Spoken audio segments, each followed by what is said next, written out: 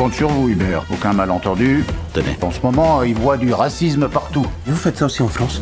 Ah non, il y a beaucoup moins de noirs qu'ici. Et c'est dommage d'ailleurs.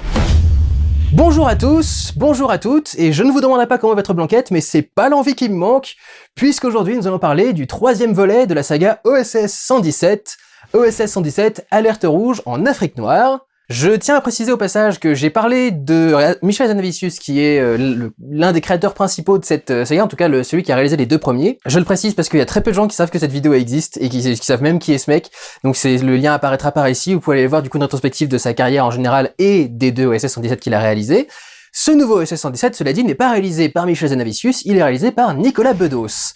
Un personnage qui provoque parfois quelques tensions dans la sphère publique, et c'est en partie ce qui a fait craindre à beaucoup de gens le ton qu'allait avoir ce film, parce que c'est un mec qui aime bien avoir un humour qui est parfois un petit peu borderline, on va dire, et du coup beaucoup de gens avaient peur d'avoir des blagues racistes de base. Le problème c'est que c'est le principe d'OSS 117, c'est de l'humour qui est basé sur le fait que ce mec n'a aucune conscience du monde qui évolue autour de lui, que c'est une incarnation du symbole de la vieille France et de très vieilles valeurs françaises, qui du coup est en décalage constant avec le reste du monde, et va faire quelques répliques par rapport aux Noirs dans ce film, qui vont évidemment être un peu bassement racistes, mais c'est un peu le but. De la même façon qu'il va avoir ce comportement très misogyne habituel, c'est-à-dire qu'il se tape évidemment toutes les nanas qu'il rencontre, dans le grand cliché habituel du film d'espionnage, mais il va aussi faire toute une scène qui est au début du film où, pour dire bonjour à toutes les nanas du bureau alors c'est pas la DGSE, ça s'appelle la SDG, je sais plus trop quoi, en gros les services secrets français quoi, quand il arrive pour dire bonjour à tout le monde, il met une main au cul de toutes les nanas,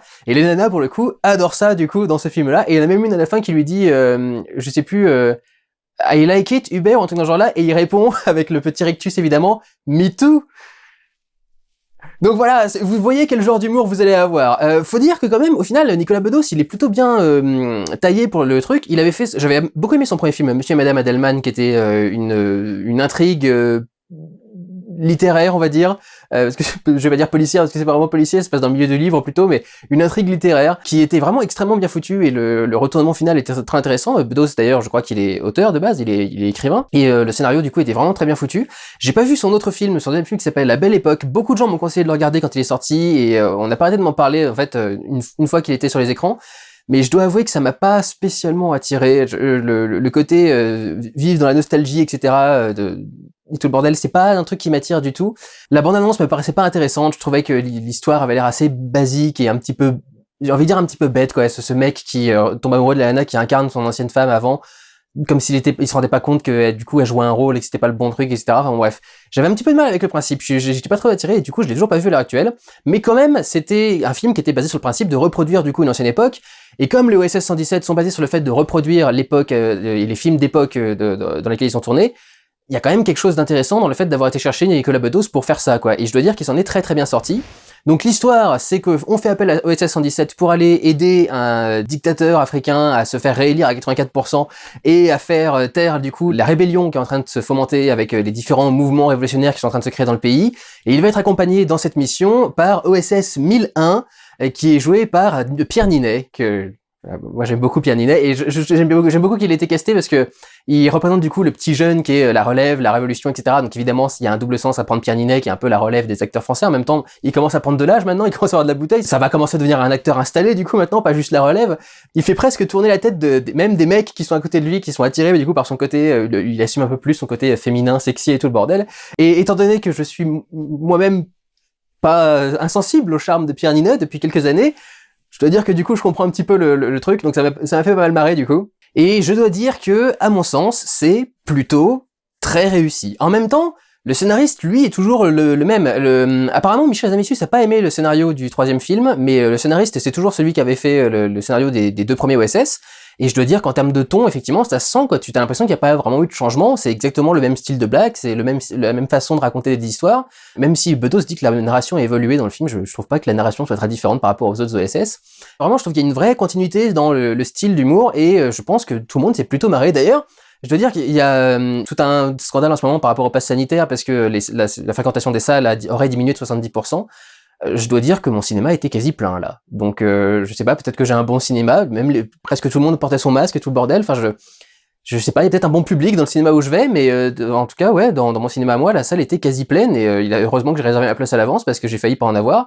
Donc non, j'ai l'impression que ça se passe plutôt bien. Mais donc ouais, je trouve qu'en termes de style, c'est vraiment dans la parfaite continuité des deux premiers films. Il y a même des retours de sketch, on va dire. Il y a ce double sketch habituel qui était dans le premier film, où on avait à la fois le plan sur la Tour Eiffel, donc le plan qui vient d'une banque d'images, fait typiquement pour te dire, rien qu'avec un plan, où est-ce que t'es, et il rajoute quand même en dessous le synthé Paris. Et là, il y a un peu le même truc, c'est-à-dire qu'il arrive au bureau des services secrets, et il filme la plaque qui est sur le côté, qui marque, du coup, ce sont les services secrets, et en même temps, t'as un synthé qui arrive en dessous avec, centre les services secrets et tout le bordel. Pareil, dans des gags assez classiques de OSS 117, mais qui joue par exemple sur la mise en scène elle-même. Le personnage à un moment va couper la musique extra-diégétique. Donc la musique extra-diégétique, c'est la musique de la bande son, la musique qui ne sort pas par exemple d'une chaîne hi-fi qui est présente dans le décor, du casque d'un personnage, etc. Le casque d'un personnage c'est pas géré différemment, mais en principe la musique extra-diégétique, les personnages l'entendent pas quoi. Et là il y a toute une scène qui se déroule avec plusieurs fondus, plusieurs cuts qui font passer le temps du coup, qui font des ellipses, des mini ellipses dans le temps. Et comme la musique, elle, reste toujours la même, t'as l'impression du coup que c'est la musique du film lui-même quoi. Mais sauf que non, au bout d'un moment, le personnage dit on pourrait pas couper la musique là, c'est un peu chiant. Et il fait oui bien sûr, et il coupe la musique et c'était la musique. Il y avait pas un petit effet de son pour qu'on ait l'impression que ça venait de la chaîne hi-fi de la pièce quoi. C'était la musique du film quoi. Donc ce genre de petit sketch par rapport à la mise en scène du film lui-même, c'est quelque chose aussi qui revient des autres films. Et donc encore une fois, je trouve qu'on est dans la continuité de ce qui a été fait avant quoi. Et puis il y a des sketchs du style, vous savez quand il disait se chercher des nazis avec des juifs, quelle drôle d'idée, c'est pourquoi? Mais parce qu'ils vont les reconnaître. Enfin le nez déjà, des trucs dans ce genre là. Donc ce genre de blagues qui sont voilà des blagues qui sont de base assez racistes, mais qui balancent comme ça avec une naïveté presque enfantine. Du coup, c'est le personnage de Jean Dujardin, de Hubert Bonisseur de la Batte, du coup joué par Jean Dujardin. Et là, il sort un peu par le même truc, c'est-à-dire qu'il voit, on lui montre, je sais pas combien de leaders de mouvements révolutionnaires dans le pays dans lequel il va. Et une fois qu'on a filé tous les écrans, il fait c'était le même mec à chaque fois, non? Ils se ressemblent tous quand même, hein. Donc voilà, tu retrouves ce même style d'écriture, ce même genre de quiproquo. Par exemple, il se présente à une nana, il lui dit Émile, elle lui répond, comment elle s'appelle, Micheline. Il fait non, je préfère Émile. C'est-à-dire, tu comprends? Il croyait que c'était elle qui proposait un autre nom. Enfin voilà, donc tu retrouves vraiment le même style de blague. Et puis il y a des blagues spécifiques du coup à cet environnement particulier. J'adore le moment où on lui fait mais vous faites pareil du coup en France? Et il répond sans aucun problème du tac au tac. Ah bah non, en France il y a beaucoup moins de noirs.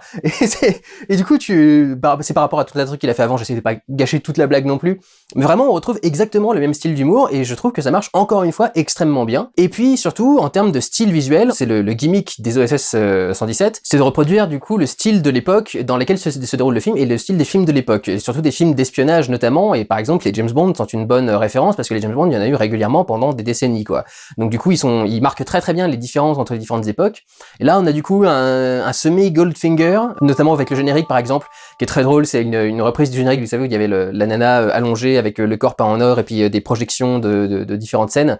Et il projette Valérie Giscard d'Estaing sur le corps d'une nana extrêmement, super belle, quoi. Donc il y a tout ce style d'humour-là. Le générique est vraiment extrêmement bien foutu. Ça fait, ils ont toujours fait des très bons génériques qui reproduisaient très bien le style des autres James Bond. Dans SS117, le premier, il y avait tout un truc de pastilles et de petits dessins animés, trucs dans ce genre-là, qui étaient exactement le principe de Dr No, par exemple. Dr No aussi avait un générique qui était avec tout un tas de pastilles, qui reprenait pour Dr No le fameux viseur du flingue. Et là, du coup, ils font tout un tas de jeux avec les mises en scène habituelles des génériques de James Bond auxquels on est habitué depuis un bout de temps. Tout un tas de femmes avec tout un tas de symboles phalliques, les cigares, les bouteilles d'alcool, les trucs de ce genre-là. Et là, il y a des petits jeux de perspective également, avec le fait que, par exemple, il y a une nana qui est allongée et elle est adossée sur une énorme bouteille d'alcool, et les deux sont pas du tout en principe aux bonnes proportions, mais ça rend super bien avec le plan de caméra qui est fait. T'as l'impression que est-ce qu'ils ont presque construit une bouteille de parfum géante pour faire le truc et que la nana soit vraiment adossée au truc, parce que vraiment c'est ultra bien intégré au truc. Je viens de répéter le truc un bon nombre de fois, mais vraiment c'est extrêmement bien fait à ce niveau-là, et l'évolution du style en général se sent notamment dans le fait que dans les années 80, les caméras commencent à être un peu plus légères, un peu plus manipulables, facilement manipulables. Dans les années 60, c'était des espèces de gros veaux de plusieurs kilos qui étaient compliqués à prendre. C'était même une de mes critiques dans le premier OSS 117, il y avait des plans que je trouvais trop complexes à faire pour un film de cette époque-là, et je trouvais que du coup à ce moment-là, il avait raté du coup son hommage. Son pastiche même plutôt. Et là pour le coup, on assume vraiment complètement le côté caméra plus fine et plus légère. Le premier plan du film, c'est un plan séquence qui tourbillonne un petit peu de partout dans toute la pièce, qui montre différents environnements, etc. Au tout début, il est kidnappé par l'armée russe et il doit s'échapper. Et donc on a tout un plan qui montre les Russes en train de préparer la demande de rançon qu'ils vont essayer de lui faire luire ensuite, etc. Il y a une blague assez rigolote aussi avec cette demande de rançon. Si je commence à dire ça, c'est un film comique, hein, donc évidemment il y a des blagues rigolotes un peu partout. Ce premier plan commence avec une caméra qui se promène vraiment de façon très fluide, en passant à droite à gauche dans tous les trucs, sortant de la pièce pour aller récupérer Hubert dans sa cellule, etc. Tu sens vraiment un côté beaucoup plus maniable de la caméra. T'as beaucoup de plans en grue qui permettent du coup de faire pas mal de plans assez impressionnants, un peu tape à l'œil évidemment, mais qui font le sel des films d'espionnage de l'époque, notamment des James Bond justement. Il y a énormément vraiment de travail de travelling notamment. Il y a tout un moment où on doit présenter Hubert qui est en train d'apprendre quelque chose, un nouveau domaine dans lequel il doit se spécialiser au début du film, et on suit ce plan avec une caméra qui fait un travelling rotatif autour de lui, donc le travelling rotatif qui montre aussi un petit peu le temps qui passe, du coup ça tourne comme les aiguilles d'une montre. Il y a beaucoup de trucs avec le temps en ce moment, avec Hold également qui est sorti il y a peu de temps, et donc on a tout un tas de plans qui se succèdent avec des fondus ou des petites, je sais pas s'il y a des volets ou des trucs dans ce genre-là, mais on va du coup enchaîner tout un tas de plans qui tournent autour du personnage et qui petit à petit, à chaque fois que tu as un cut et que tu passes à un autre plan, le montre en train de faire un truc de plus avec son costume qui change un petit peu, qui a plus de dextérité avec ce qu'il est en train de manipuler. J'essaie de pas spoiler encore une fois. Et donc ce genre de plans, par exemple, c'est des plans qui sont, qui auraient été difficilement faisables à une certaine époque. Ça a commencé plus à arriver à cette époque-là, notamment un de ceux qui l'a beaucoup fait à cette époque-là, c'était Brian De Palma, qui avait beaucoup travaillé la caméra rotative, notamment dans Carrie, par exemple, avec le bal de fin de Carrie. Donc il reprend beaucoup ces trucs-là, et t'as pas mal de travelling, notamment la caméra bouge beaucoup. T'en as un qui est très joli, où il s'approche de la piscine pour aller draguer une nana, évidemment, et la caméra est derrière le fauteuil, le transat dans lequel est allongée la nana, et le cadre, lui, et le garde dans le cadre pendant que la caméra avance sur des rails. Donc du coup ça fait ce qu'on appelle un panneau travelling, c'est-à-dire tu mélanges un panoramique de la caméra. La panoramique c'est quand tu bouges la caméra sur son axe et que tu lui fais viser autre chose, et le travelling c'est donc mettre la caméra sur un chariot et déplacer la caméra, et donc il mélange du coup les deux, c'est ce qui est un truc très classique, hein. C'est pas comme si c'était un truc révolutionnaire, mais il mélange du coup les deux, et ça donne du coup au plan quelque chose de beaucoup plus dynamique, parce que presque tous les plans du film sont en mouvement. Il y a beaucoup moins de plans très posés et très cadrés comme il y avait dans les premiers OSS 117, parce que c'était plus le style du coup des films de l'époque. Je vous l'ai dit, encore une fois, la caméra était très grosse et très lourde, donc généralement on la gardait plutôt sur son tripod que lui faire des gros mouvements compliqués. Tu sens qu'il y a une évolution dans la façon de cadrer, dans la façon de manipuler la caméra dans ce film-là, qui colle du coup à sa nouvelle époque. T'as aussi, et là aussi c'est un effet de style dont j'ai parlé dans un vlog récemment avec celui de Suicide Squad, qui essayait de faire hommage à certains vieux films du coup des années 70-80, et avec ce gimmick du zoom brusque de la caméra, ou brusque, plus ou moins brusque, mais vous savez, on suit le personnage qui est en train d'avancer dans un coin, et puis dans la foule qui est à côté de lui, il y a un personnage qui est l'homme de main du méchant qui va du coup essayer de lui faire de le choper plus tard, et la caméra pour nous faire remarquer que ce mec est là et l'a repéré, fait un zoom du coup progressif sur la foule, et donc petit à petit tu isoles ce mec dans la foule et tu vois qu'il suit son regard, etc. C'est vraiment un plan qui est typique de cette époque-là et de ce genre de film-là, et du coup ça marche extrêmement bien. On retrouve aussi les split screen qui avaient déjà fait leur apparition dans le deuxième OSS, parce qu'on était dans les années 70 et c'est là qu'on a découvert un peu la technique du split screen. Là aussi, Brian De Palma l'a beaucoup utilisé. Et c'est vrai qu'elle avait pas totalement disparu dans les années 80, on a mis beaucoup de temps à s'en défaire de ce gimmick-là. C'est resté très commun jusqu'aux années 90, j'ai envie de dire. Je crois que dans les années 90, ça a commencé à faire ringard, mais jusque dans les années 80, c'était encore assez utilisé. Dans les années 80, du coup, on commence un petit peu à sortir de la rétroprojection qui était beaucoup travaillée dans les autres films. Vous savez, quand tous les moments où il est en voiture avec Larmina et que Larmina a sa cigarette et que la fumée part normalement alors qu'elle est au milieu de la route, parce que la route en fait c'est une projection sur un écran derrière elle avec une image qui est projetée par un projecteur, et puis eux ils font semblant de tourner le volant, etc. Et justement c'était même un sketch de la part des Anavicius, c'est tourner le volant alors que vous êtes en ligne droite, quoi. C'est un peu le truc du coup de ces films d'époque. Et là, du coup, on passe au contraire avec des sketchs sur incrustation sur fond vert, a priori. Il y a toute une séquence avec le personnage qui est en train de courir, et tu vois très bien qu'il court sur un fond bleu, mais encore, ça passe. C'est vraiment parce que tu vois que leur façon de courir est vachement caricaturale et vachement fausse, en fait. Et c'est comme ça que tu te rends compte qu'il y a un truc avec le fond vert ou le fond bleu. Parce que de base, comme ça aurait pu passer complètement. Tu vois aussi un tout petit peu qu'il y a des contours sur les personnages qui sont un petit peu trop flous, ou un petit peu bizarres, et tu vois du coup la vieille technique d'incrustation sur fond bleu ou vert. Voilà, encore une technique ancienne qui est récupérée du coup dans le film et à laquelle on fait hommage et sur laquelle on fait un pastiche. Faut noter aussi que les plans sont très bien composé et très joli. Notamment, il y a des très beaux plans sur la savane où ils ont vraiment fait en sorte que la caméra soit très éloignée du sujet. Donc tu peux vraiment filmer la savane avec les différents arbres, une montagne qui est au loin, et puis tu vois la voiture qui est en tout petit en train d'avancer au milieu des herbes. C'est vrai que visuellement, le film a un style qui est à la fois assez grand spectacle, parce que ça émule un style qui est grand spectacle, et qui est en même temps extrêmement esthétique et très bien foutu et très bien composé, très bien fait. C'est d'ailleurs aidé par des décors qui sont vraiment intéressants. Le décor par exemple de l'hôtel dans lequel il séjourne, qui s'appelle l'hôtel moderne, je crois, en tout cas dans le film ça s'appelle l'hôtel moderne, je sais pas si c'est ce nom-là en vérité, mais il est très joli. Je crois que le principe architectural, si c'est vraiment en Afrique, parce que si c'est en France, c'est pas du tout ça, mais je crois que le principe architectural, c'est de mélanger du coup une architecture moderne, ce qui s'appelle l'hôtel moderne, et une architecture ancestrale, on va dire, parce qu'il y a une tour qui ressemble à une tour moderne avec du béton, du verre, des trucs dans ce genre-là, et en même temps, de l'autre côté, il y a une tour qui ressemble à une espèce de case, mais faite en béton du coup, mais du coup, il y a une espèce de... comme un plug, vous voyez, c'est comme un gros plug qui serait posé sur le truc. Donc ça fait une espèce de cône, voilà, c'est peut-être plus plus grand public de dire ça, un cône qui est posé au-dessus du truc. Visuellement, c'est vachement intéressant. Il y a cette salle dans laquelle il y a le patron des services secrets qui confie sa mission à Hubert et qui lui montre du coup les différents mouvements révolutionnaires qui ont lieu, etc. Ça ressemble un petit peu à la salle de Matrix, mais c'est une grande salle avec plein d'écrans de télé partout sur tous les murs, et du coup chaque écran affiche un truc différent. Et la salle elle-même est assez sombre et assez noire. Il y a vraiment des noirs qui sont extrêmement bouchés dans que personne ne sorte ce truc de son contexte. Si tu le mets ailleurs dans le vlog, ça va... Donc il y a des noirs qui sont extrêmement bouchés dans cette pièce et qui isolent très bien les écrans du coup. Et c'est vrai qu'il y a un côté visuellement vachement intéressant, et tous ces écrans qui affichent chacun comme des petites vignettes, ça fait un peu un split screen presque intégré à un décor. C'est assez joli encore une fois et c'est très bien foutu. En termes de visuel également, il y a un travail du rouge qui revient très souvent du coup dans le film, puisque le titre c'est Alerte rouge en Afrique noire. Le rouge c'est aussi une couleur qui fait très années 80. On commençait à partir un peu des couleurs des années 70 qui étaient plus le orange, marron, une espèce de beige, peut-être un petit peu de vert même. Et là du coup on arrive plus à quelque chose qui est plus dans les tons soit blanc, soit noir, soit rouge. Du coup, noir, blanc, rouge, il y a un mélange un peu des thèmes du truc, quoi. C'est un blanc qui va en Afrique noire, comme ils appellent ça. Et il y a le thème de l'alerte rouge, donc d'une mission importante et dangereuse. Et puis il y a même des communistes aussi dans l'histoire, donc du coup évidemment le rouge ça vient se mélanger à ça. Donc il y a un travail comme ça de la gamme des couleurs qui est assez intéressant. Et puis bien sûr il travaille à recopier le style vestimentaire de l'époque. J'aime beaucoup Pierre Ninet parce qu'il a genre 4 épaisseurs de veste. Il a un t-shirt, une chemise blanche, une chemise en jean, et puis ensuite une veste en cuir rouge, un truc dans ce genre-là au-dessus, et c'était vraiment aussi le style de l'époque. On aimait beaucoup superposer les couches. Il y a juste un petit truc qui m'ennuie un petit peu, c'était le même défaut que j'avais reproché au deuxième OSS 117, je crois.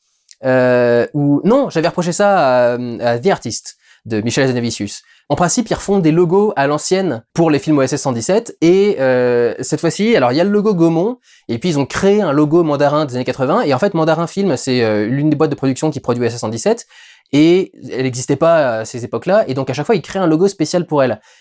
Mais comme pour The Artist, ils n'ont pas créé un logo spécial pour Canal+ ou M6 qui apparaissent juste avant. Donc ça fait genre 3 logos modernes et d'un seul coup t'as 2 logos rétro. Et je trouve ça dommage. J'aime bien le fait qu'ils travaillaient, dans le premier film notamment, qu'ils travaillaient vraiment à avoir des logos à l'ancienne pour toutes les boîtes de production, même celles qui n'existaient pas à l'époque. Et je trouve ça un peu dommage du coup qu'ils aient pas travaillé vers ce truc-là. Bon, sans doute pour éviter de faire un truc anachronique au niveau de Canal+ et M6 qui n'existait pas du coup dans les années 80. Et Canal+ va exister en 85 ou 88, je crois, un truc dans ce genre-là. Et M6, elle a été créée dans les années 90. Donc évidemment, elles n'existaient pas à ce moment-là. Et peut-être que du coup, ils voulaient pas se foutre dans la merde par rapport à un truc de l'époque. Mais je trouve ça un peu dommage. Je trouve que c'est le petit manque d'effort sur un petit point comme ça que je trouve un petit peu con quand même. Mais c'est pas non plus un truc monstrueux. Je regarde un petit peu mes notes là, je vois si je crois pas avoir loupé grand chose. Du coup, je vais pouvoir terminer avec la fin, parce que pour moi, mon seul problème avec le film, en fait, c'est la fin. La fin fait super brusque. T'as l'impression que c'est un sketch qui est pas fini en fait. T'as l'impression qu'on est en train de te préparer une chute et que la chute arrive jamais. Et genre peut-être même que c'est ça la blague, et que la blague c'est y a pas de chute et finalement ça finit comme ça. Mais t'as l'impression que le film finit vraiment de façon ultra brusque, et t'as l'impression qu'il y a quelque chose qui doit arriver après. Et en fait j'ai même l'impression que c'est pour nous teaser et nous vendre une suite. Parce qu'il y a une scène post-générique entre guillemets, une scène pendant le générique. Partez pas dès le début quand il y a les titres qui arrivent, parce que c'est fou dans ma salle. Le premier texte du générique est arrivé, tout le monde a commencé à se lever de son fauteuil. Je suis bah écoutez, vous pourriez au moins rester 2 secondes, quoi. Ou au cas où attendre qu'il y ait un truc, parce qu'effectivement il y a un petit plan à la fin qui tease un petit peu une suite. Et du coup, je me demande si l'histoire va pas se finir un peu plus tard, si ils vont pas nous faire un OSS 117.4 qui finira vraiment l'histoire des personnages qui sont présentés ici et l'intrigue qui est présentée ici, parce que vraiment, ça a l'air de s'arrêter, mais net quoi, brusque. Si on avait encore des projecteurs 35 mm, t'as l'impression que le mec a lancé la bobine du dernier truc trop tard, comme un truc. Enfin, trop tôt plutôt, au contraire. Donc ouais, que le mec a lancé la bobine 35 mm trop tôt, voire même qu'elle a coupé quoi, un truc dans ce genre-là, quoi. C'est qu'il lui manquait une bobine à un moment, et fait oh bah disons on passe à la fin quoi. Il y a une résolution, grosso modo la mission de Hubert est finie. Mais t'as l'impression que le film est pas fini, quoi. T'as l'impression qu'il y a un sketch qui est pas fini. Et la fin est un peu moins bon enfant que ne pouvait être la fin de OSS 117 1 et 2, par exemple. Notamment parce que, bah, il y a tout un tas de personnages qu'on a rencontrés qui étaient pas forcément tout à fait méchants, voire même pas des méchants du tout. Et t'as l'impression qu'on les a un peu laissés en plan comme ça au milieu du truc. Donc du coup, je sais pas, j'ai un problème avec cette fin. Elle m'est un peu restée en travers de la gorge. Et honnêtement, j'avais l'impression que ça allait être un sketch, quoi. J'avais l'impression que le générique allait commencer, puis que d'un seul coup, il y a un personnage qui allait arriver et faire « Mais non, c'est pas fini, en fait !» ou un truc dans ce genre-là. Et non, ce truc est jamais arrivé. Et du coup, ouais, j'étais un peu « Ah bon? C'est fini ?» Bon, bah, je vais y aller, hein, parce que de toute façon, il y aura rien d'autre après, mais je suis quand même déçu, quoi. C'est une bonne chose, de sortir du film en se disant « Oh merde, j'en aurais voulu un peu plus », c'est mieux que de sortir en disant « C'était trop long » ou en se disant « C'était tellement nul que heureusement que ça finit », quoi. Donc, voilà, je sais pas exactement quelle était la volonté avec cette fin, sans doute teaser une suite. Ça me paraît un peu dommage, j'ai l'impression que le truc est fini en autre boudin, quoi. Donc, voilà, c'est la seule petite déception. Donc voilà, personnellement, je dois dire que j'avais quelques petites craintes, sachant que du coup le projet passait à de nouvelles mains et qu'on avait un nouveau mec qui arrivait à la réalisation. En même temps, j'avais quelques espoirs parce que je vous dis, le premier film de Nicolas Bedos, je l'avais beaucoup aimé. Et je dois dire que non, bah au final, le pari est tout à fait réussi, quoi. C'est vraiment un OSS 117 numéro 3, ça a la même qualité que les anciens, tout le monde se marrait dans la salle, tout le monde a apprécié, et je pense que ça peut faire un bon carton, du coup, en salle à l'heure actuelle, malgré les problèmes posés par le pass sanitaire. En termes de fréquentation. Donc ouais, moi j'ai passé un très très bon moment devant le film, et je ne pourrais que vous encourager à aller voir OSS 117, et ma rétrospective sur Hazanavicius, parce que il y a trop peu de gens qui savent qu'elle existe, et pour une fois que je traite d'un réalisateur français dans mes Pourquoi les réalisateurs avaient tort, je me disais c'est quand même bien qu'elle fasse un petit peu plus de vues, surtout avec OSS 117 qui est une licence qui marche super bien. Donc voilà, moi je suis tout à fait satisfait de ma séance, et je vous encourage chaleureusement à aller voir OSS 117 Alerte rouge en Afrique noire. Prenez soin de vous, allez voir des films, ciao!